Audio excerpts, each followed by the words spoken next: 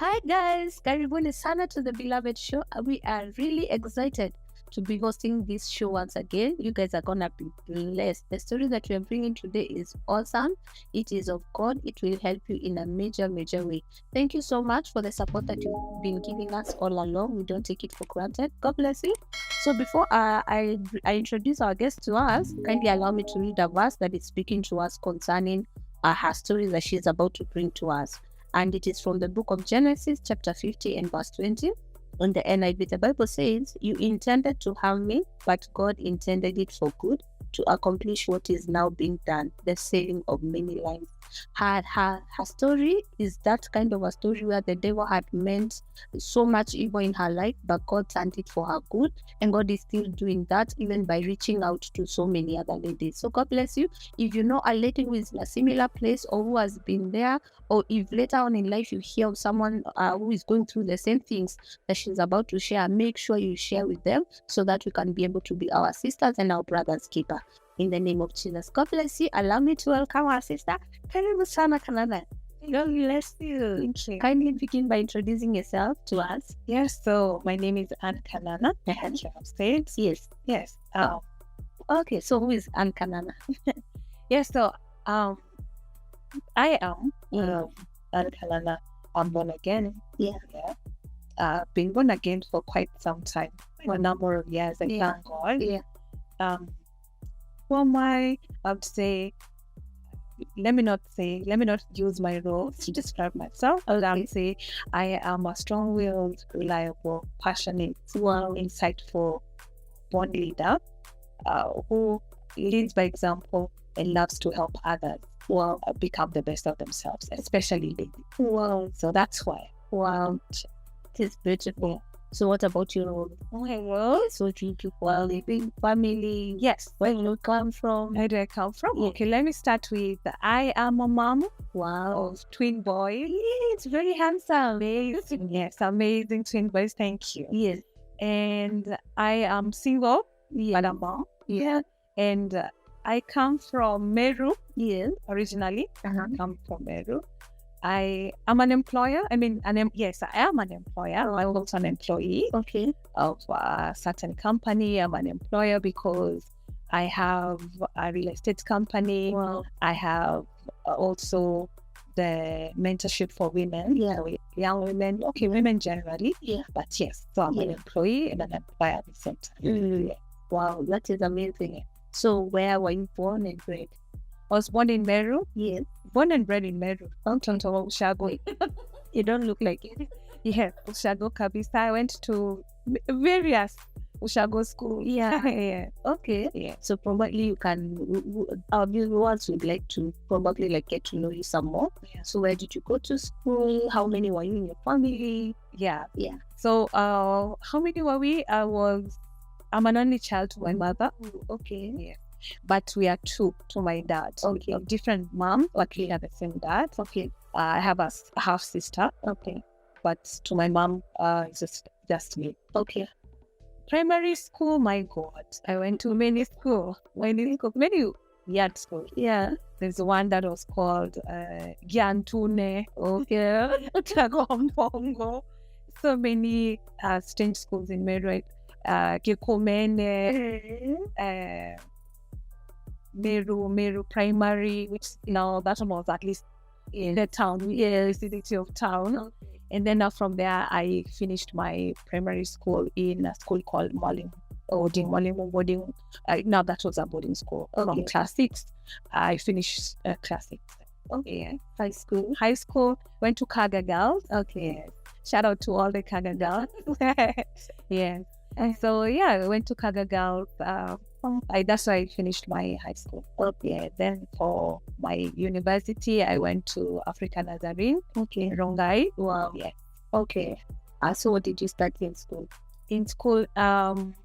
In university, I studied computer science. Okay. Yes, that was my major. Oh. Yeah. So did you end up doing the same, or you changed? I got to do it a bit. Okay. For I would say 3 years. I practiced it over 3 years. Yes. Wow. At some point, but most of the time have been in customer service. For some reason, I always just ended up working with people. As much as I thought I was never a people's person, but I always circled back to working with people. Wow.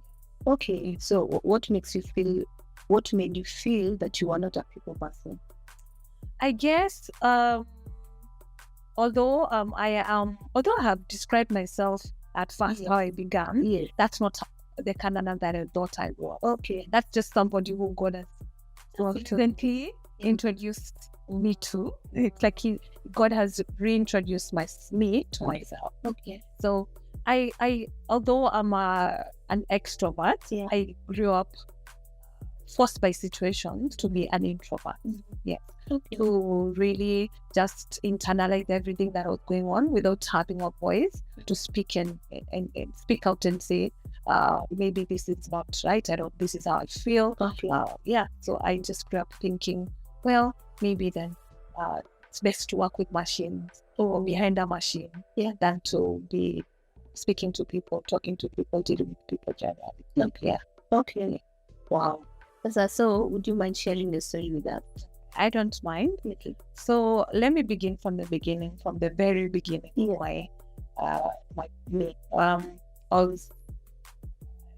I'm an only child to my mom, like I said. Yes. She got me when she was very young, sort of 22, about thereabouts. It was out of wedlock. So I call myself a love child. As much as people call it many names, I choose to call myself a love child. Because I'm sure by the time they were getting me, probably they loved each other. Yes. So, my dad was slightly older, just slightly, like maybe a few years, 2-3 years older than my mom. Okay. They came from two very different social economic backgrounds. Recently, my mom just corrected me and told me, I always said she came from a very poor background, but she recently corrected me and said, no, she came from an average background. They could eat and drink and go to school, but my dad now came from a very wealthy, very affluent family. Okay. So I can imagine now, looking back, I can imagine how they must have been shocked, to find out they expected me. Okay.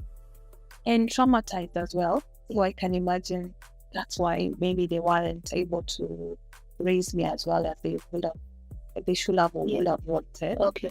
Looking back, I speak now looking back. In hindsight. Yeah.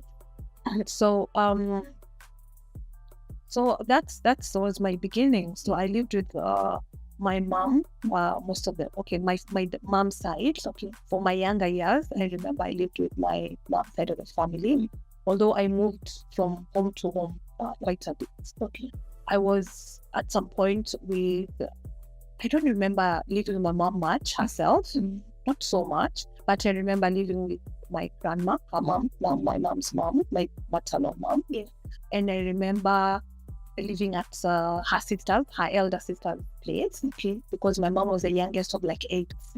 So her sister, the elder sister, was by that time much older and had older kids at that point. So I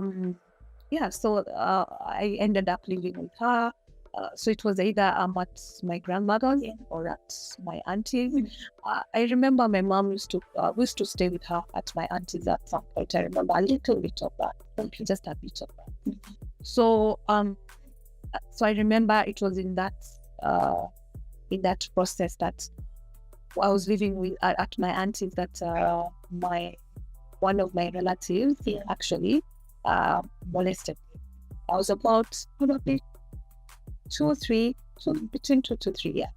And I remember, So I used to think I actually imagined it until I spoke up much, like not too long ago.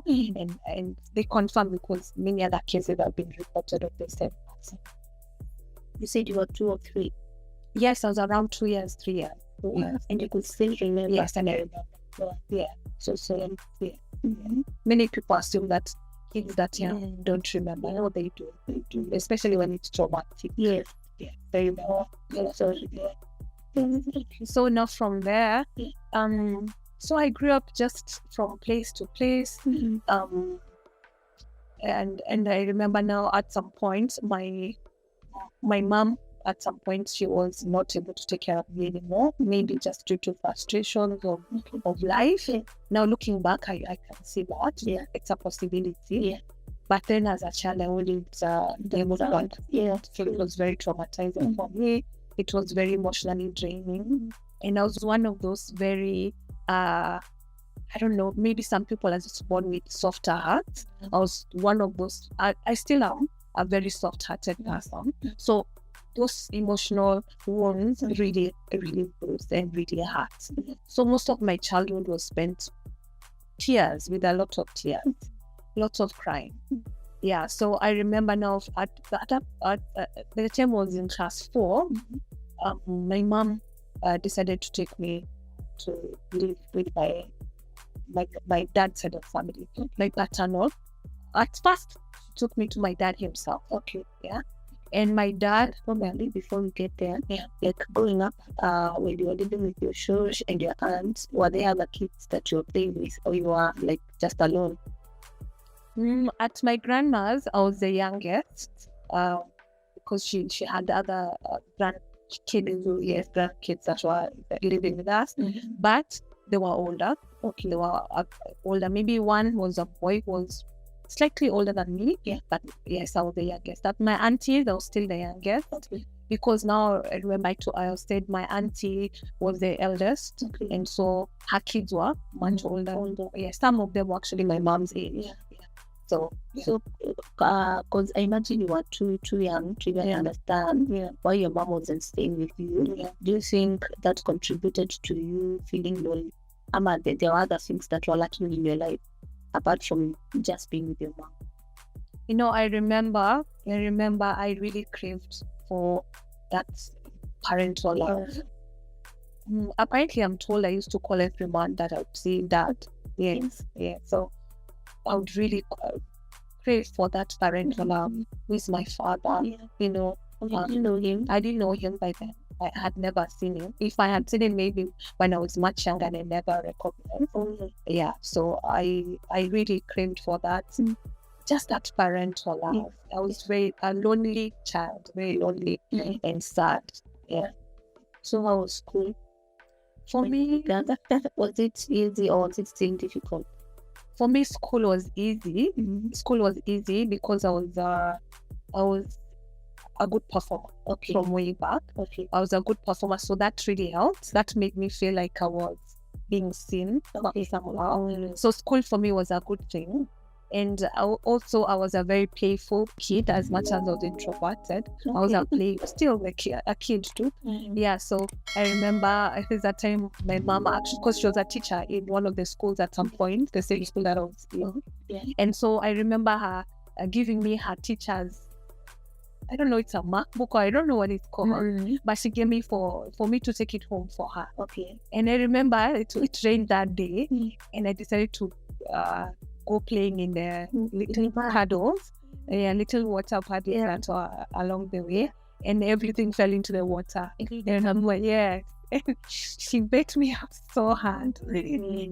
But schooling for me was okay. It was at least the one thing you were looking forward to. So schooling for me was something that I felt was an achievement. Here I can shine. That's amazing. At least you had something. So where you were growing up with your social and with your aunts, did any of them take you to church? Yes. I remember my mom's side was SDA at some point. So I remember, first it was Methodist. And I remember us going for a lot of those services, although I don't remember much of it, of the content. But I remember going to church, and I remember at some point they became SDA. And I remember also going for those SDA classes and everything. That's a big So now after that, so now she took me to my dad. My dad, I guess, was not prepared for me. He wasn't ready to take up the responsibility. And so he packed my bags again and took me back to her. You're done. So there must have been a first time when you were introduced to your dad. And you remember it? Ama, you were just taken to him. Why you told this is your dad? Ama, they just assumed you know. What happened was he just packed my things and dropped me at his place. Yeah. And he also packed my things again and took me back to her place. More like just dropping me at the door. Yes. Doing class 4. Yes, I was Something class 4 is big enough to understand what is happening. Yes. So no one ever told you, or this is why I'm taking you to the dad, or this is why I'm taking you back, or nothing. It must have been really hard. Yes, it was because, and I was this still now. I'm a very like a kind of person who wants to obey, be obedient. And so if you tell me I'm going to drop you to your father's house, I'll just go like, okay. And before then, I'd already realized my mom was she was in a low place. Although I didn't understand, but I noticed that she was sad, unhappy. So most of the times, I don't remember much of interaction with my mom. I just remember her being sad and distant. Yes. So by then, I guess even as a child, I must have gone like, okay, let's go and see. Maybe. Let's go and see. Okay. So you were taken to your dad? Yeah, so I was taken to my dad. My dad not took me back to her. It must have been the next day. I remember, I think it was the next day. Okay. Yes. Because I took you back. Yes, he took me back to her. And so I think it was now like maybe a month or two later. I don't remember. It's quite a while back. And she packed my things again and dropped me to my dad's parents. Okay. And it happened in a way that was not very she didn't explain. She didn't explain again. She just dropped me at the door and said, knock their door when you see me out of the gate, because you got into the gate, or the watchman opened the gate, we got into the compound, then now we got to the door, and she said, don't knock the door until they are out of the gate.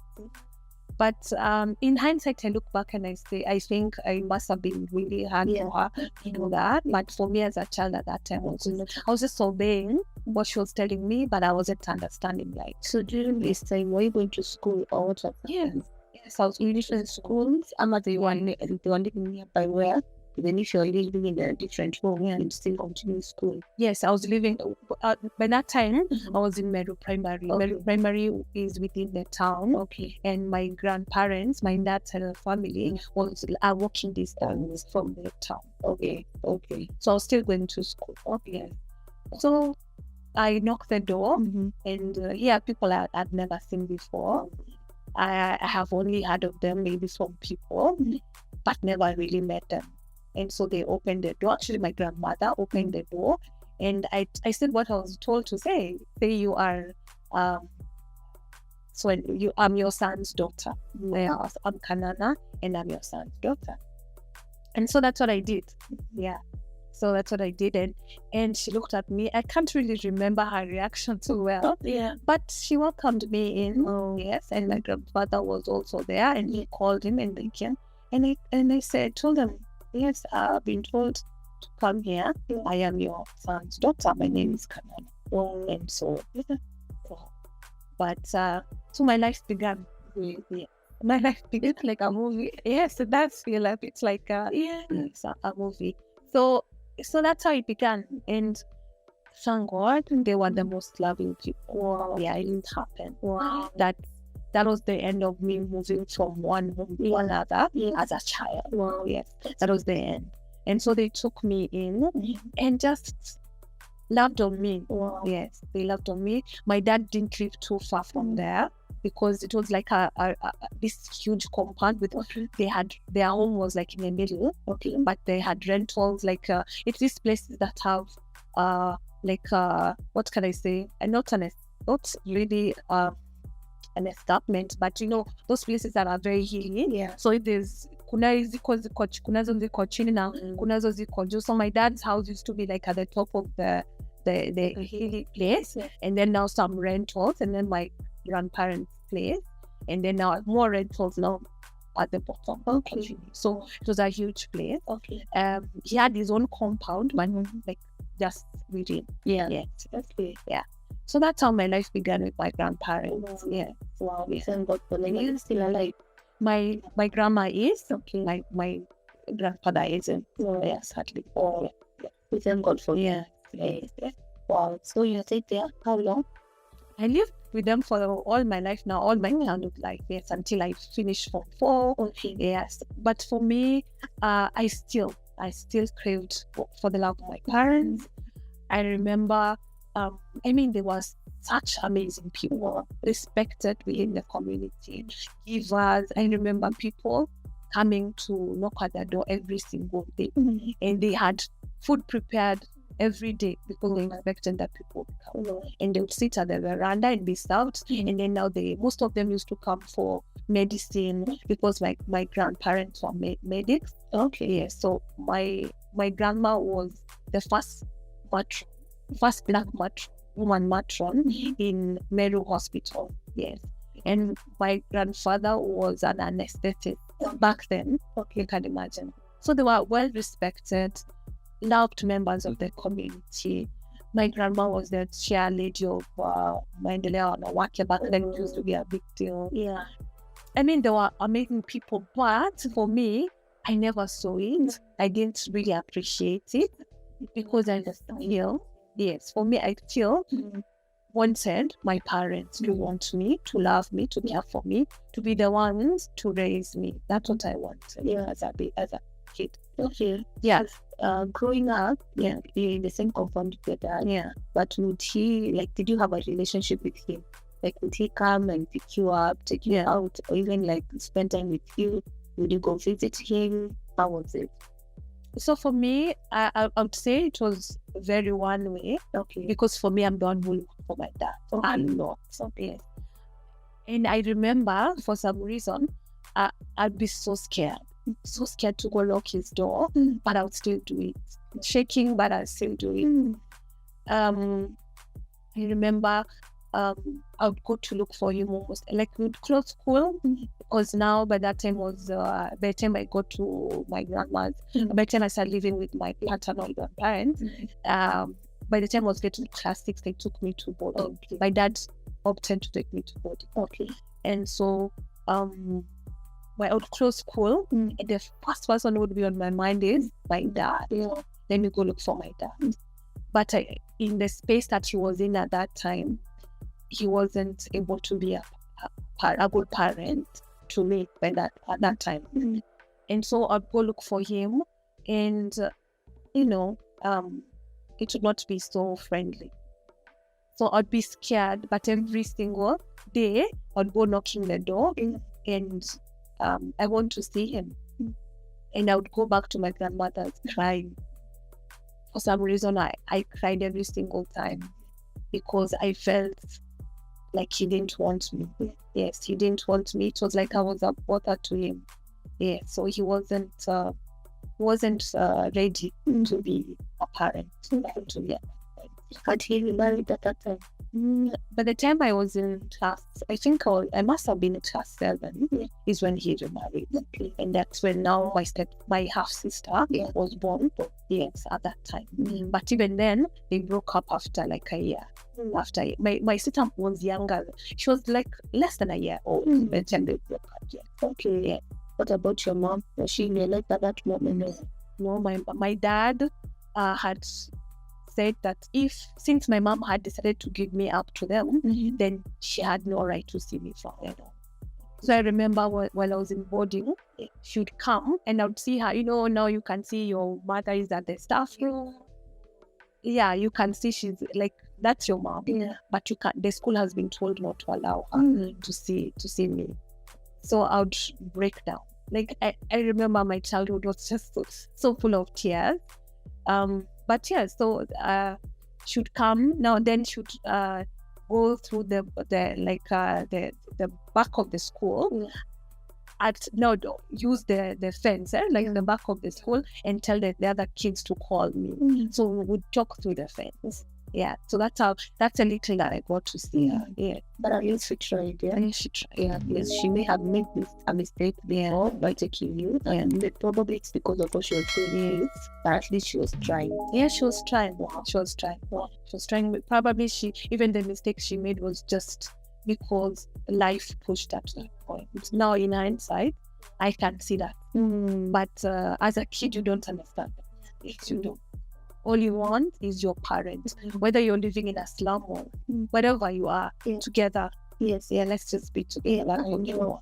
Yes, true. Yeah. So you finished Form 4? Yeah, so I finished Form 4. Yeah. And so I was always doing very well in school. Congratulations for that. Thank you. I thank God. Yeah, so I got a B minus, although that was because I decided I wanted to get my dad's attention. Okay. So I decided I won't study mathematics and I won't study chemistry. Okay. So I thought if I did that, then he would be concerned. So he would not really notice because to him, I guess he had other priorities at that point. So he wasn't really concerned about my schooling. But I got a B minus anyway. Okay. Yes. And the other thing that I forgot to say was my visiting days in school were the worst. The worst because I was that kid whose parents didn't come. Yes. So at first my grandparents would come, but then in Form 2 my grandfather got cancer, so they couldn't come in.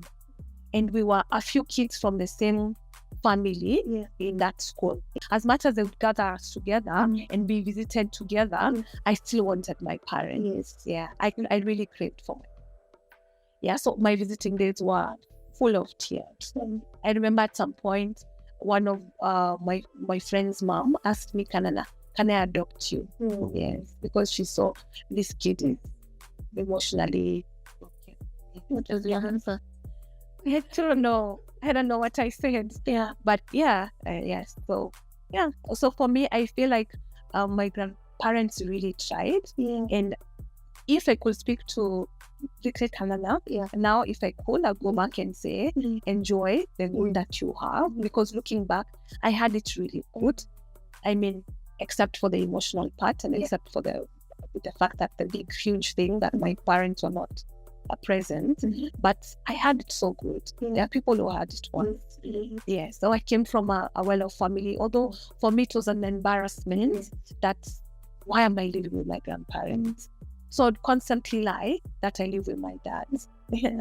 I didn't really appreciate that I lived with my grandparents as much as they were amazing. Yeah. But you're not. Yeah. We thank God for the grace. Yeah. So what happened after you finished Form 4? So I finished Form 4 and I got a B minus. My dad was like, I didn't know what I wanted. Of course, I guess at that age, there are few who would know what they really want. Yeah. But then my dad, as a choice, he said, I'm taking you to Kiganjo. Okay. Yeah. So I was like, Kiganjo, what's that? Like, I didn't even know what that was. Yeah. So he said, I'm taking you for police training. Yeah. What do you mean? Like, what is that? He didn't think that that's what you wanted to do. No, for him it was an order. Yeah. So I'm taking it to. So I by that time my grandfather had passed on, so it was just my grandma. And I went to her and I cried and I said, I don't know what that is. I don't know, and I don't want to do it, because you imagine the police and you're like, well, I don't want to go through that. Whatever it is they go through, I didn't know, but I don't want to go through that. And I don't want to become a policewoman, That wasn't one of the things. I didn't know what I wanted, but it wasn't. Yes, it wasn't that. Yeah. So my grandmother had no choice but to follow what my dad wanted. I feel like maybe she could have just stood up to him and said something. Yeah. But I guess as his firstborn son, maybe she didn't want to, maybe to interfere. Yeah. So I went to Kiganjo, and I remember, yes. Yes. So yes, I can shoot people. But You choose not to. Let's cheat absolutely. But yes. So actually, so I remember the day of the first day when I was reporting.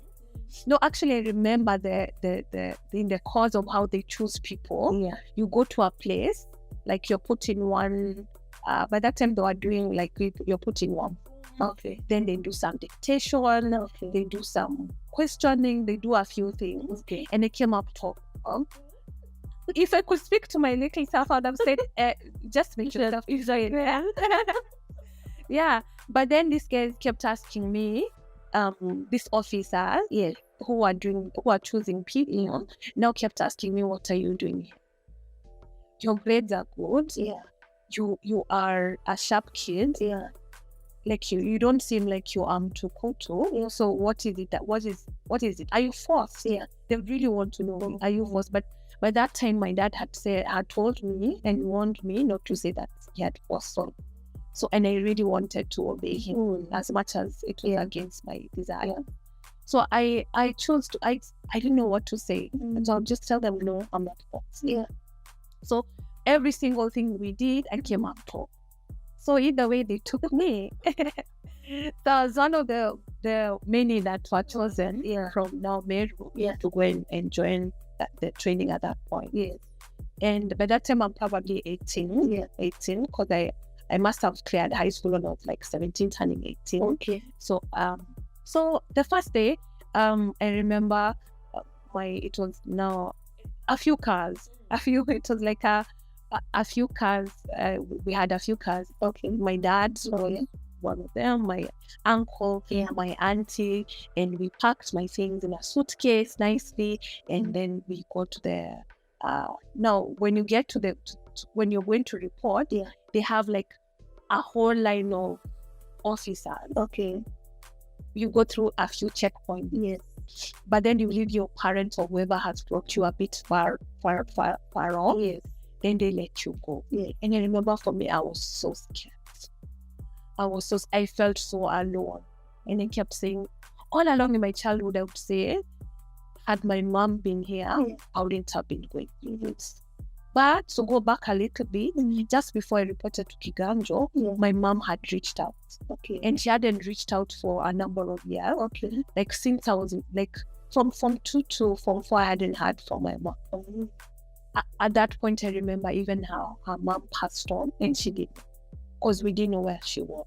People would ask me, her side of the family would probably bump into me in town and ask me, and I would tell them, who are you talking about? You mean McKenna? I would call her by her name, because by that time, I used to wonder, how does it feel to call someone? Yeah. So by the time I was just about to report to Kiganjo, my mom called now my grandma's place. And she talked to me and told me, oh, I'm in Britain now. Yeah. Yes. Yes, so I'm in Britain. I would like so I got to tell her all this bad news, your mom passed on. She broke down, she didn't know. And she was her mom's favorite. So yeah. And then I also got to tell her brother had passed on as well. Yeah, she didn't know all those things, and it was traumatizing, Yeah. So and then I got to tell her, oh, and I'm going to Kiganjo. Yeah. So she was like, what? What do you mean? Please don't go. I can pay your fees for university. Please don't go. But you see, for me, I was like, who do I go by? The person who has been with me, my dad, sort of has been with me this time, or the person who disappeared and I don't know, might she disappear again?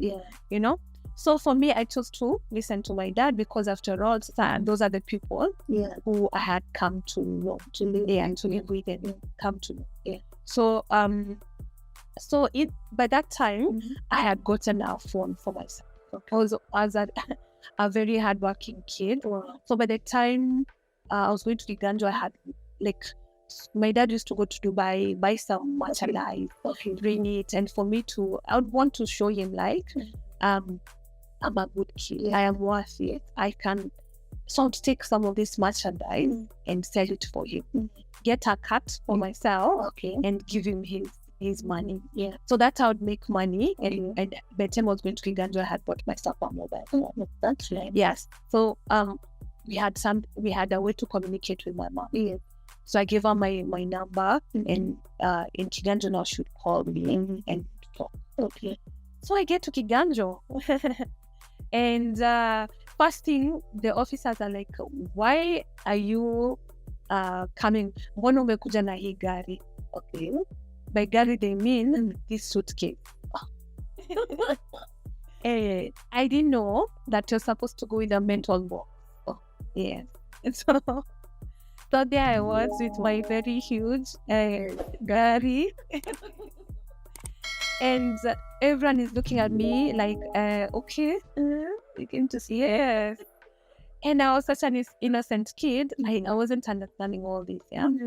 So anyway, they tell my dad that he needs to bring a metal box and then he can take the suitcase. Yeah. But that took a while.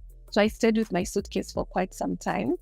And I remember at Kiganjo, the officers used to call me ita huyo mzungu mrefu. So at that point, I never understood, like, why are they calling me mzungu mrefu? But now in hindsight, I'm like, oh, they must have seen this beautiful, tall, well-spoken girl. Yeah. And that's why they must have ended up nicknaming me mzungu mrefu. But at that time, I never understood. Yeah.